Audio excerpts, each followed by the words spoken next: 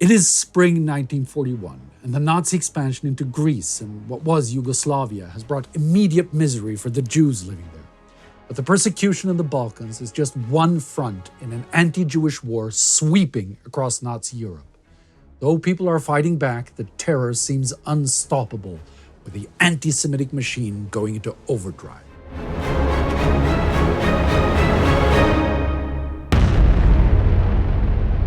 This is War Against Humanity, a sub-series of World War II in real time. I'm Spartacus Olsson. Now that our resistance specials are over for now, we're moving back to covering events in real time, looking at how World War II struck humanity beyond the battlefield. In June 1940, 15% of the world population lived in a territory occupied by a hostile power, and half the world's population was impacted by the war in some way directly. The Nazis were consolidating their gains throughout Europe and Germanizing swaths of their eastern conquest. In Soviet territory, Stalinism blurred the lines between social classes and ethnicity, subjecting Poles to dekulakization, a euphemism for deportation to gulags or death by democide. In China, the brutal Japanese occupation of much of the country was fast becoming the new normal. And all over the world, the scale of this war was starting to sink in. Servitude, arbitrary injustice, and murder were the new facts of life. So, what has happened since then? Well, a lot. Despite that the Battle of Britain has been over since last autumn, it is only now, in May 1941, that the Luftwaffe suspends the Blitz, the bombing campaign on British cities. Since November 1940, these have been nighttime raids, which the RAF at first are hopelessly ill-equipped to fight, lacking effective searchlights and night fighters. By now, the spring of 1941, this is changing, but by the time the campaign wraps up, the Luftwaffe will have dropped 41,000 tons of bombs, killing 43,000 British civilians and wounding another 139,000. The British are answering in kind against the German people, although at this point they are not as devastating as either the Blitz or the future raids they will face later in the war. There is an earlier War Against Humanity video on strategic bombing if you'd like to know more about all of this. Anyway, after the Tripartite Pact is signed between Germany, Italy, and Japan in September 1940, Hitler is set on submitting Central and Eastern Europe to Axis control. Hungary, Slovakia, Romania, and Bulgaria have all gradually been brought into the fold, with the usual resulting integral nationalism, state suppression, and anti-Semitism. But Hitler isn't the only one tightening his choke on Europe. To the east, the head of the USSR, Joseph Stalin, has slowly been pressing the Baltic States into Soviet subjugation. He has long had designs in the region, and the alliance with Nazi Germany in August 1939 has given him a free hand here. The invasion of eastern Poland, forced mutual assistance pacts with Estonia, Latvia, and Lithuania, and territorial gains in Finland after a costly war are only the beginnings. In the spring of 1940, Moscow accuses the Baltic states of military collaboration against the USSR. They issue ultimatums, and then they force the formation of new, more Soviet-friendly governments. The Red Army occupies the countries in June and arranged rigged elections to create Soviet-friendly assemblies in mid-July. When the new governments meet, the only item on the agenda is requesting to join the Soviet Union. Lithuania, Latvia, and Estonia are incorporated into the USSR in early August. But already before this happens, the Sovietization of the Baltics leads to significant repression. In Lithuania, 2,000 political opponents are rounded up to ensure the tiny local Communist Party has no challenges. But even with violent Soviet support, all of the Baltic Communist parties are still too small and unknown to become effective Moscow puppets. They have to rely on other left-wing parties that are cajoled into towing Stalin's party line. Control of the press and publishing soon emerges. In Latvia, an official list of banned books is issued in November 1940 and added to in March 1941, resulting in 4,000 titles being proscribed. In all three republics, banned books are pulled from libraries and sometimes publicly burnt. The feared NKVD soon arrive in the new Soviet republics and begin rounding up more potential dissidents, with arrests averaging 200 to 300 per month by the end of 1940. Still, these are not wide-scale Great Purge-style repressions, at least not yet. But now, in May 1941, lists are being drawn up of tens of thousands of individuals labeled by Stalin's cronies as enemies of the people. In June, these plans will turn into action with mass deportations into the Soviet Gulag system. And while repression in these new Soviet territories is only at its beginning, the Nazi persecution of Jews in occupied Europe is only accelerating. With new conquests in the West, the so-called Jewish question has taken on new and urgent proportions. Party leaders are trying to work out what exactly to do with over 5 million people considered to be Jewish that are now under their control. Now, I've said this before, but it needs to be said again. These are average people. They are not richer, not more powerful or dominant than your average other European. Just by sheer numbers, making up 1.7% of Europe's population, they are effectively a powerless minority.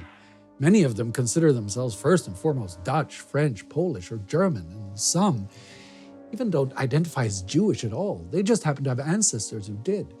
The further east you go, the poorer they get, often being on the lower end of the social economic scale. And it is here, in Poland and the USSR, that around 60% of the barely over 9 million European Jews live. It is this already oppressed, suppressed, and marginalized minority who the Nazis and many others imagine are the origin of all Europe's miseries. What to do with this paranoid, delusional threat is what they call the Jewish question. For now, the solution does not appear to be annihilation outright. In a memo to Hitler at the end of May 1940, SS Chief Heinrich Himmler expresses distaste at the Bolshevist method of the physical extermination of a people, calling it un-Germanic and impossible. Instead, Himmler envisions Judaism being completely extinguished by the possibility of a huge immigration of all the Jews to Africa or one of the colonies. Hitler approves of the plan, and the German Foreign Ministry soon takes up the idea of a colonial solution. The specific destination for Europe's Jews is decided upon to be Madagascar. Officials begin drafting plans, and Hitler is clearly enthused by the idea, discussing it with Benito Mussolini on June 18, 1940, during a meeting over the French armistice.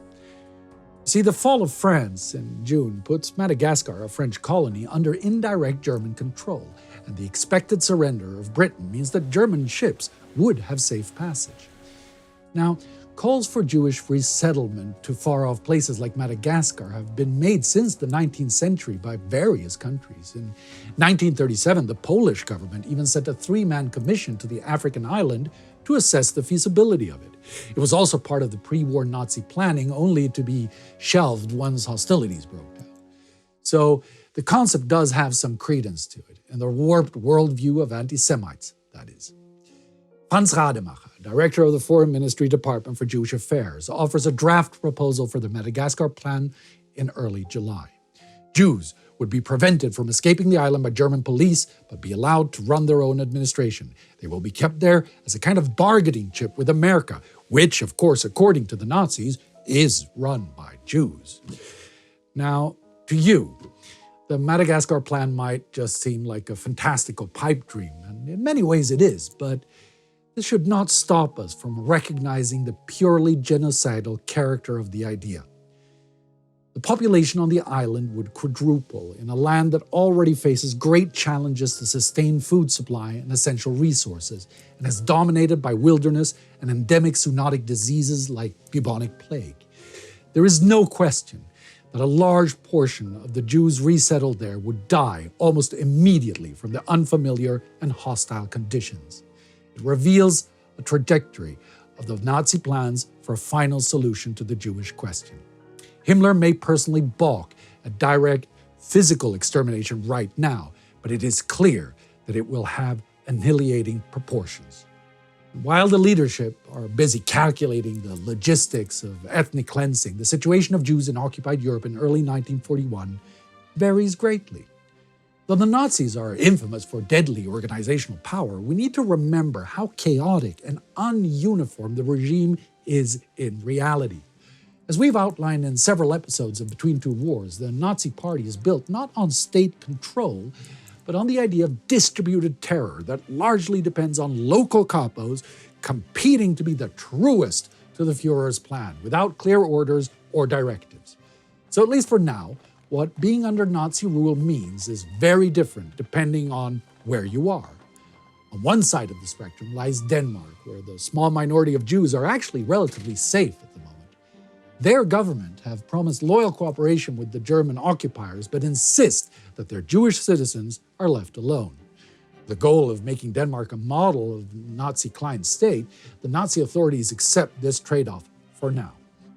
Denmark is, however, the exception. In the annexed parts of France, many of the 20,000 Jews there have already fled. But in July, the German authorities decide that annexed area must be Jew-free and deport the rest to internment camps in southern France. In the non-annexed German zone, anti-Jewish action begins at the end of September. On the 27th, local authorities are instructed to take a Jewish census following the definitions laid out by the Nuremberg laws. This kickstarts the process of Aryanization throughout the autumn. First, Jewish properties are registered in October and the French trustees put in charge of many of them in November. And in the French Free Zone, the Vichy regime is also using the opportunity to fulfill French anti-Semitic fantasies of a Jew-free society in line with their Nazi German allies. On July 17, 1940, the Vichy regime prohibits all foreign aliens from public or government employment unless they or their son have served in the army. With a large number of foreign-born Jews living in France since the Great War, this is a law that is aimed directly at Jews. On October 3, 1940, Vichy passes La Loi portant statut des Juifs, a law embracing the core tenets of the Nuremberg banning Jews from government administration, the army, the education system, the legal system, and the film industry. The arrests of Jews now begin en masse. They are actually more zealous in this than the occupiers. By the end of 1940, 30,000 foreign Jews have been detained in Vichy compared to the 20,000 in the occupied zone. In the Netherlands, the process of discriminations likewise kicks in at the end of September. Dutch administration officials now have to prove their Aryan lineage, and not long after, all Jewish businesses are registered. By early November, Jews are being fired from public sector jobs, and in January 1941, a Jewish census is ordered. The legal discrimination often brings with it the terror of the SS. Some residents of Amsterdam's Jewish quarters decide to organize to defend themselves, leading to violent clashes.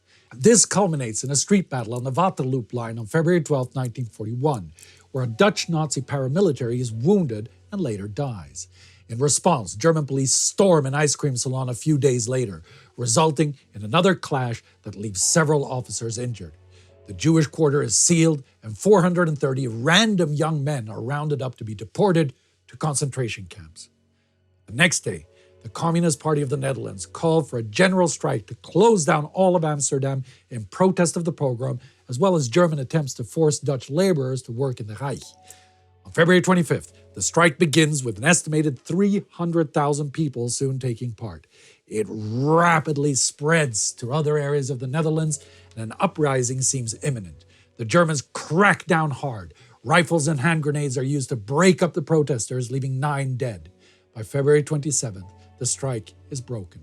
Reprisals are harsh. The protest is ultimately a failure. This is the first mass protest against Nazis in Europe, and will remain the only public protest against anti-Jewish measures organized by non-Jews. The place where the Jews are facing some of the worst persecution is undeniably Poland. Since the creation of the first ghettos in April 1940, the number of these improvised inner-city prison camps have only increased. The simple reality is that the Nazi administrators don't know what else to do with their Jewish populations. The number of Jews in the occupied non-annexed Generalgouvernement has even increased due to ethnic cleansing of annexed Poland and frequent deportations from Germany, further exasperating the situation. For Hans Frank, governor of the Generalgouvernement, this doesn't pose a humanitarian problem. It's a bothersome practical issue. Again, the ghettoization of Poland's Jews is not so much the result of a systematic, centrally directed plan, but temporary solutions by Nazis in charge locally who have little interest if the people under their charge live or die.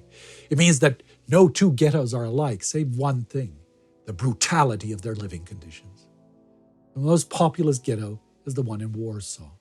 It is sealed in November 1940, and by March 1941 has a population of 460,000. That's 30% of the entire city's population crammed into just 2.4% of its space.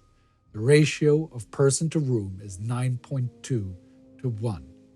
The second largest in Łódź, 160,423 Jews live in 3,361 dilapidated buildings. In March 1941, in Krakow, the seat of the Generalgouvernement, the ghetto is established outside of the city itself in the suburb Podgórze across the Vistula River so that Frank can make his capital the most Jew-free city in the Generalgouvernement. Now, if you've watched our April 1940 episode, you'll know about the productionist view that Jews should be used as slave labor versus the attritionist view that they should simply just be left to die. Well, in most ghettos, the productive school of thought has won out until now. In October 1940, the number of Jews working in Łódź ghetto was around 5,000. By the summer of 1941, it will be 40,000. It is a similar situation in Warsaw, with German firms setting up workshops for the ghetto's inhabitants to produce brushes, shoes, various metal goods. But this employment does not mean earning a living. Hunger is a fact of life. People in the Warsaw ghetto are only permitted around 253 calories of food a day, less than half of the calories needed to avoid gradual starvation and ultimate death. To survive, the ghetto inmates have to rely on other means. Between 80 to 97% of their food is smuggled into the ghetto, a dangerous task with unreliable results. In 1941, 43,000 Jews will starve to death in Warsaw, 11,437 in Łódź, and countless more across other ghettos in Poland. The exhausted and desperate survivors have no choice but to leave the bodies to simply lie on the street where they died until they are collected for mass burial or cremation. There is some resistance in the form of social aid, the organizing of cultural activities, illegal political meetings, and the printing of pamphlets. But beyond this, there is little scope for the weakened victims to struggle against the ghetto system. The Nazis hold all the cards, and the Jewish councils they have appointed follow their orders in the hope that it will prevent the worst from happening. One of these even worse alternatives could be the Madagascar Plan. But by the end of 1940, it is already clear that this is impractical. Britain hasn't surrendered, and Germany lacks the ships to transport anyway. The ultimate goal is still apparently resettlement, as is happening in the Generalgouvernement, but the territory is running out of space. In a speech in December 1940, Himmler indicates that more space is needed for the Poles. Then, in January 1941, Security Chief Reinhard Heydrich indicates in a meeting that 200,000 people, a high number of them likely Jews, will need to be expelled from the Generalgouvernement to establish sites for military exercises. But typical to the Nazi chaos and contradiction, deportations into the Generalgouvernement have begun again, despite a hiatus in the summer and autumn of 1940. In the first months of 1941, tens of thousands of Jews are deported into the territory from the Third Reich and its western possessions. Despite this, we know that the Generalgouvernement is not the planned final destination for Europe's Jews. In March 1941, Hitler tells Hans Frank that in around 15 to 20 years, the Generalgouvernement will be a purely German land. It appears that at this stage, the territory is only envisioned as a transit station before the final destination. And what fragmentary evidence we have, this destination is likely intended to be somewhere in the soon-to-be conquered lands of the Soviet Union. But why should that be any different than Poland? Isn't that just moving the problem to a new place? And it would be a growing problem, since conquering eastwards would bring virtually all European Jews under Nazi rule. The alliance with Hungary, Bulgaria, and Romania, and the conquest of Greece and Yugoslavia have already put another 2 million Jews into the hands of the Nazi regime and their like-minded allies. And if the ghetto solution isn't working, if resettling to Madagascar or further eastward isn't an option, there's only one final solution left, and that would require mass murder on an industrial scale.